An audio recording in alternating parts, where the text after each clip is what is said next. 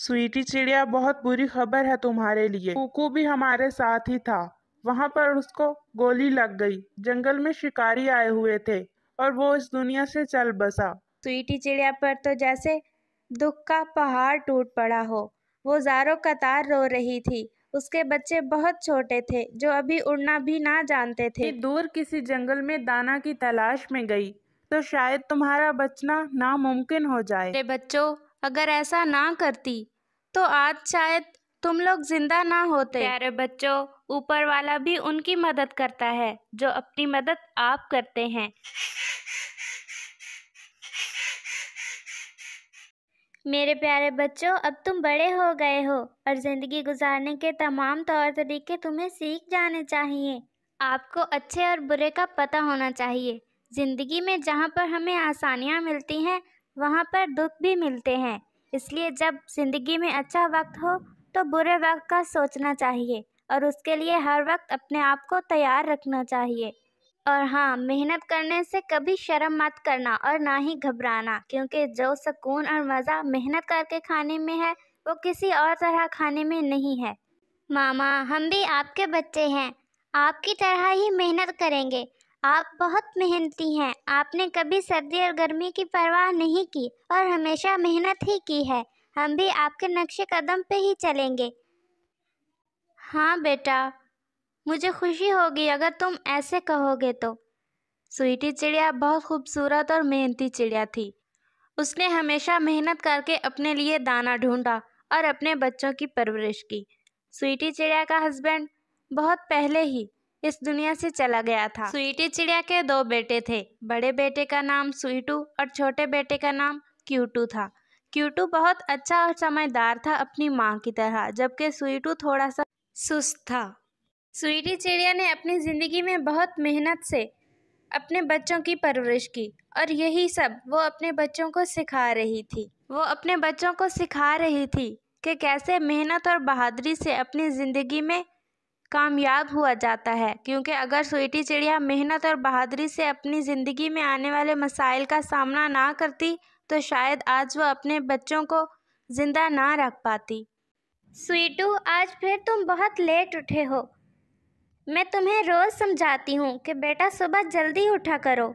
मामा, मैं समझ रहा हूँ आपकी बात। बेटा, मैं हमेशा तुम्हारे साथ नहीं रहूंगी। मैं चाहती हूँ कि जितना जल्दी हो सके तुम दोनों भाई अपने पैरों पे खड़े हो जाओ और किसी के मोहताज ना रहो। जिंदगी का कोई भरोसा नहीं, आज है और कल नहीं। मामा, आप ऐसे ना कहा करें प्लीज़। हमें अच्छा नहीं लगता। आप हमेशा हमारे साथ ही रहेंगी। मामा, आज से स्वीटू और मैं मिलकर दाना ढूंढने जाएंगे। आप घर पे ही रहेंगी। नहीं बेटा, जब तक मैं जिंदा हूँ तब तक बैठ नहीं सकती। अगर मैं घर बैठ गई तो शायद ज़्यादा जी ना पाऊँ। मामा, आप हमेशा ही ऐसा कहती हैं। क्या है ऐसा जो आप हमसे छुपा रही हैं? आज बताएं हमें। नहीं बेटा, मैं तुमसे कुछ नहीं छुपा रही। मैं तो बस तुम्हें हकीकत बता रही हूँ और आज मैं तुम्हें बताती हूँ कि मैं ऐसा क्यों कहती हूँ। बेटा, ये उस वक्त की बात है जब अभी तुम पैदा भी नहीं हुए थे। प्यारे दोस्तों, क्या आपने मुझे सब्सक्राइब कर लिया है? और घंटी के आइकन को दबाना बिल्कुल मत भूलिएगा। और मैंने 2 अंडे दे रखे थे। तुम्हारे पापा सुबह दाना ढूंढने जाते और शाम को वापस आते, और कुछ दिनों बाद ही तुम दोनों अंडों से बाहर निकल आए थे। इस तरह हमारी ज़िंदगी बहुत खुशियों भरी गुजर रही थी। तुम्हारे पापा तुम्हारे और मेरे लिए दाना लेकर आते और मैं सुबह से शाम तक तुम्हारा ख्याल रखती। फिर एक दिन अचानक मैं बैठी हुई थी कि कौवे भैया मेरे पास आए। स्वीटी चिड़िया, बहुत बुरी खबर है तुम्हारे लिए। हम साथ वाले जंगल में गए थे दाना की तलाश में और कुकू भी हमारे साथ ही था। वहां पर उसको गोली लग गई। जंगल में शिकारी आए हुए थे और वो इस दुनिया से चल बसा। वो रात स्वीटी चिड़िया के लिए कयामत से कम ना थी। स्वीटी चिड़िया पर तो जैसे दुख का पहाड़ टूट पड़ा हो। वो ज़ारों कतार रो रही थी। उसके बच्चे बहुत छोटे थे, जो अभी उड़ना भी ना जानते थे।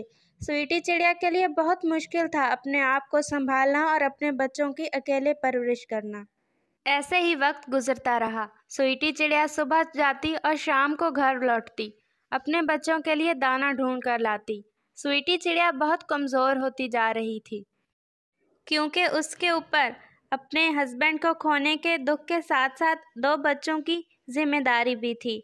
और वो जब भी दाना ढूंढने जाती तो पूरा दिन इसी टेंशन में रहती कि कहीं मेरे बच्चों को जालिम चील खा ना जाए या कोई मसला ना हो जाए उनको। स्वीटी चिड़िया, तुम बहुत कमज़ोर होती जा रही हो, अपना ख्याल रखा करो। और हाँ, मिट्ठू तोते के पास चली जाओ, उससे मेडिसन ले लो, शायद उससे तुम्हें ताकत मिले। और स्वीटी चिड़िया अगले ही दिन मिट्ठू तोते के पास जाती है। स्वीटी चिड़िया, तुम बहुत कमज़ोर हो गई हो और अब तुम्हें अपनी खुराक का ख्याल रखना होगा। और अगर तुम बहुत ज़्यादा उड़ी यानी दूर किसी जंगल में दाना की तलाश में गई तो शायद तुम्हारा बचना नामुमकिन हो जाए, क्योंकि अब तुम्हारे पंख इतनी ताकत नहीं रखते कि तुम ज़्यादा उड़ पाओ। इसलिए तुम्हें अब अपना ख्याल रखना होगा और ज़्यादा से ज़्यादा आराम करना होगा। स्वीटी चिड़िया अपने घर चली जाती है। वो रात को बैठकर अपने बच्चों को देख रही थी और अपने आप से बातें कर रही थी।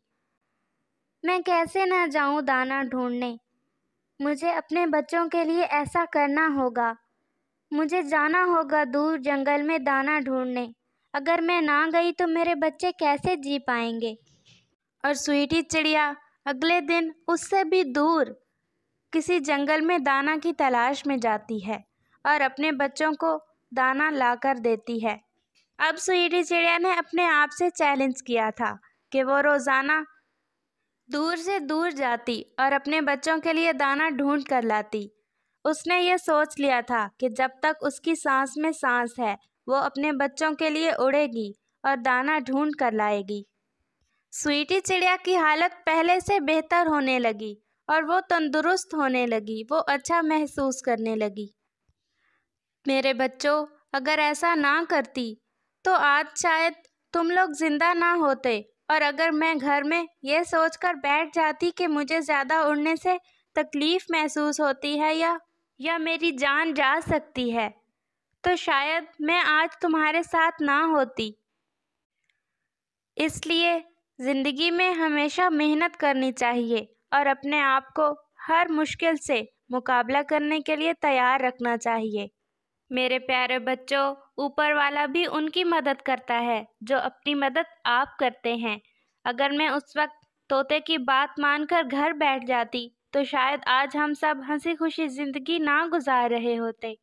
स्वीटी चिड़िया के दोनों बच्चे स्वीटी चिड़िया की बातें सुनकर रोने लग जाते हैं और वो फ़ख्र महसूस करते हैं अपनी माँ की बहादुरी पर और मेहनत पर, और अपनी मामा से वादा करते हैं कि वो अपनी मामा की तरह पूरी ज़िंदगी मेहनत करेंगे और अच्छे परिंदे बनकर दिखाएंगे। और ऐसे बातें करते करते वो सो जाते हैं और स्वीटी चिड़िया अपने बच्चों को सोता देखकर और भी अच्छा और सुकून महसूस करती है।